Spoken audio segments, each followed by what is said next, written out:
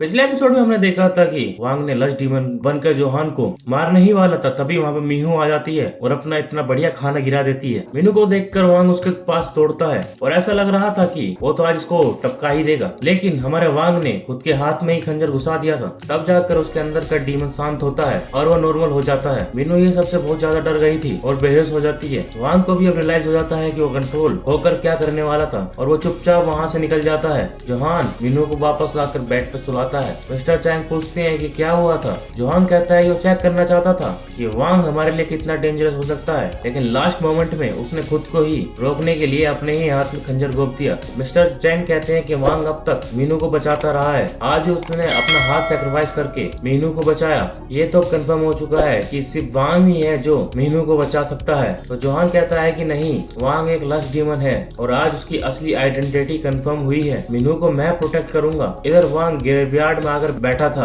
और अब भी उसके हाथ कांप रहे थे। वो बैक्जो की बात याद करता है, कहीं ज्यादा पावर के चक्कर में वांग परमानेंटली ही लस्ट डीमन ना बन जाए। मीनू को जब होश आता है तो उसे याद आता है कि वांग कैसे लाइक लस्ट डीमन बना था और उसको मारने के लिए उसकी तरफ दौड़ता है। उस समय उसकी आंखें लाल थी। जैसे ही वो उसके एकदम पास आया, एकदम मजनू की तरह उसकी आंखें नॉर्मल हो गई। दूसरी तरफ गोंगटान डोल हैरो बैंक के स्टैचू पे अपना ब्लड गिरता है और कुछ मंत्र बोलने लगता है। वो स्टैचू टूट जाता है और उसमें से ब्लैक शैडो निकलनी चालू होती है। वांग भी ब्लैक शैडो उड़ता हुआ देखता है। अगले सीन में हम देखते हैं कि एक कपल जंगल में हाइक करने के लिए आया हुआ था। हस्बैंड थककर बैठ जाता है, लेकिन वाइफ अकेली आगे निकल जाती है। वो देखती है कि थोड़ी ही दूर पर एक आदमी दूसरे आदमी मार के उसके आंतड़े खाना शुरू कर देता है। ये देखकर वो जल्दी से वहाँ भाग जाती है, पर कोई उसे खींच लेता है और चीर फाड़ की आवाज आती है। दूसरी तरफ हम बैक्जो को देखते हैं, जिसके घर में कुछ और बढ़िया भी आई हुई थी। सब लोग टीवी पे न्यूज देख रहे होते हैं, जिसमें दिखाया जा रहा था कि जेजू आइलैंड जंगल में एक लेडी मर्डर करके उसके ऑर्गन को खा गया है कोई। वो औरत आपस में बात करती है कि कहीं ये फॉक्स डीमन का तो काम नहीं है। फॉक्स डीमन इंसान का रूप लेकर लोगों के ऑर्गन्स खाता है और अब तक इसने 3 लोगों की सुपारी लेकर उनको टपका दिया है। योंजी भी वहाँ पर थी और वो पूछती है कि फॉक्स डीमन क्या होता है। तो एक औरत बताती है कि जब वो बच्ची थी तो उसकी दादी माँ ने उसको बताया था कि फॉक्स डीमन बहुत समय से जंगल में है। वो लोगों का लिवर खाकर जिंदा रहता है और आज तक नहीं मरा है। और इधर जोहान सुबह मीनू का रूम खोलता है तो वो रूम में नहीं मिलती। असल में मीनू फर्स्ट एड लेकर वांग को ढूंढने निकल जाती है। वो वांग का फोन ट्रैक कर रही थी। ऐसे ट्रैकर हमारे फोनों में क्यों नहीं है भाइयों। और पहाड़ों पर चढ़ते हुए उस ग्रेवयार्ड तक आ गई थी जहाँ पर वांग था। जब वो वहाँ अंदर घुसती है तो ऐसा उसे फील होता है कि वो किसी बैरियर के अंदर जा रही है। वांग उसे देखकर उसे वापस जाने के लिए बोलता है, तो फिर वो कहती है कि वो उसके हाथ पे जो चोट लगी है उसको ठीक करने के लिए आई है। वांग कहता है कि तुम भूल चुकी है कि मैंने तुम्हारे साथ क्या किया। मीनू कहती है कि मुझे याद है कि तुमने मेरे को टपकाने की कोशिश करी, लेकिन तुमने बहुत बार मुझे बचाया भी है कैप्टन अमेरिका की तरह, और कल भी तुमने मुझे खुद से बचाया था। फिर वांग कहता है कि तुम इतनी बेवकूफ कैसे हो सकती हो, और मैं गारंटी नहीं ले सकता कि मैं अगली बार तुम्हें मारूंगा नहीं, इसलिए यहाँ से चली जाओ। वांग और भी बहुत कुछ कहता है, जिससे मीनू भी आखिरकार गुस्सा हो ही जाती है और कहती है कि ठीक है, अब से मुझे प्रोटेक्ट मत करना, मैं कभी भी तुमसे हेल्प नहीं मांगूंगी। पगली नाराज हो गई और वहाँ से चली जाती है। वापस आने पे जोहान मीनू से कहता है कि अब से जहाँ जाए उसे लेकर जाए,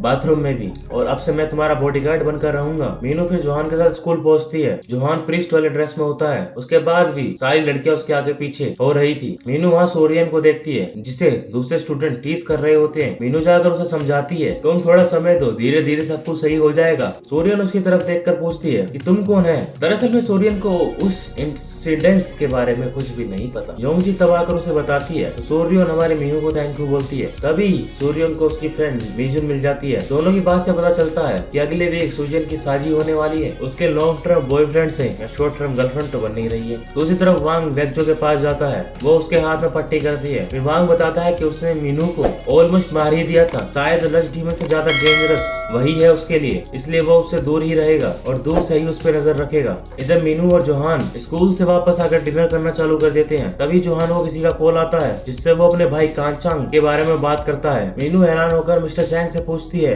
कि जोहान का भाई भी है, और मिस्टर चैंग बोलता है कि जब जोहान छोटा था तब अपने बड़े भाई से कुंभ के मेले में बिछड़ गया था और तब से ही वो उसे ढूंढ रहा है। फिर हम कांचांग को देखते हैं, जो क्लीनिंग का काम करता था। उसके साथ काम करने वाले 2 लोग उसके साथ अच्छा बिहेव नहीं करते थे और उससे बहुत ही काम कराते थे। दूसरी तरफ फॉक्स डीमन फिर से एक आदमी को टपका कर उसका ऑर्गन निकाल लेता है। गुमतान उसके पास आकर बोलता है, मैं तुम्हें बता सकता हूँ कि तुम्हें ये पीन कैसे दूर होगा। फिर वो डीमन कांगचांग के सारे एम्प्लॉइयों को टपकाना शुरू कर देता है और उनका ऑर्गन निकाल लेता है। उसके बाद गुमतान वहाँ पे आकर मरे हुए आदमी को अपने खंजर से बेरहमी से मारता है। इधर अपने भाई के बारे में पता ना लगने के कारण जोहान उदास बैठा होता है तो मीनू उसे आकर साथ चलने को कहती है। मीनू उसे सुजिन के कैफे ले जाती है जहाँ वो सुजिन की फियांसे से भी मिलती है। सुजिन और मीनू अपने अपने ड्रेसेस ट्राई कर रहे होते हैं और बहुत ही खुश लग रहे थे। As a wedding gift Meenu उन्हें देहान होटल में अनलिमिटेड स्टे का ऑफर दे देती है। वहाँ थोड़ी ही दूर से मीनू पे नजर रख रहा होता है। वो उसे सेफ देखकर वापस बैगजो के पास पहुंच जाता है। वहाँ लोग फिर से मर्डर्स के बारे में बात कर रहे होते हैं। एक औरत बताती है कि बॉडी से ऑर्गन तो निकाले थे, साथ ही साथ उस पे कट के निशान भी थे। ये सुनकर वांग को कुछ ध्यान आता है और वो पूछने लगता है ये बॉडी कहाँ रखी है। वांग उस हॉस्पिटल में पहुंचता है जहाँ पर बॉडी रखी होती है और बॉडी पे कट मार्क देखकर समझ आता है कि ये काम गुमटान का है। इधर मीनू जोहान को लेकर एक जगह पर पहुंच जाती है जो पहले एक ऑर्फनेज हुआ करता था।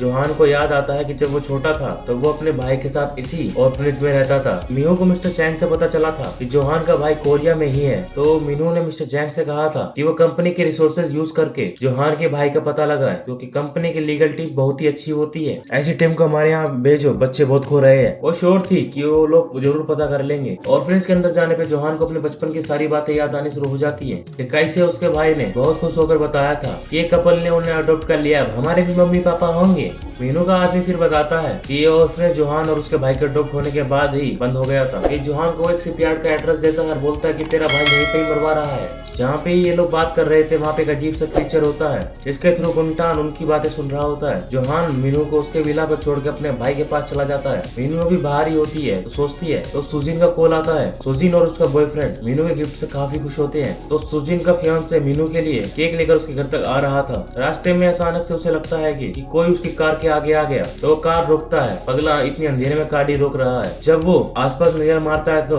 उसे कोई नहीं दिखता, लेकिन जैसे वो पीछे दिखता है और जोर से चिल्लाता है। इधर जोहान शिपयार्ड पहुंचकर सबसे पहले अपने भाई के बारे में पूछताछ करता है। दूसरी तरफ वान अपना खंजर लेकर मीनू के विला तक आ गया था और अब वो गुमतान को देखता है जिसने सुजिन के फियोजिन को टपका दिया। तभी मैंने कहा था अंधेरे में मत निकल, और उसकी बॉडी पकड़े हुए था। और तभी मीनू भी वहाँ आ जाती है और सब कुछ देखकर बहुत डर जाती है और जोर से रोने लगती है। मिस्टर जैंग उसे संभालते हैं और वांग गुमतान के पीछे भागता है और जोहान भी अपने भाई को ढूंढता हुआ उस तक पहुंच जाता है। और हम देखते हैं कि कांचान ने वही जैकेट पहनी हुई थी जो फॉक्स डीवन पहनता था। जोहान उसका भाई दोनों को एक दूसरे को देखकर पहचान लेते हैं। पहला पहला प्यार होता है इनका। वान भी गुमतान का पीछा करते हुए उस तक पहुंच जाता है और दोनों फाइनली आमने सामने आ जाते हैं। और यहीं पे होता है हमारा एपिसोड खत्म। जिसको ये एपिसोड पसंद आया हो चैनल को सब्सक्राइब कर लो, बेल नोटिफिकेशन को ऑल पे सेट कर दो और वीडियो को लाइक कर दो। मैं मिलता हूँ आपको अगले एपिसोड में।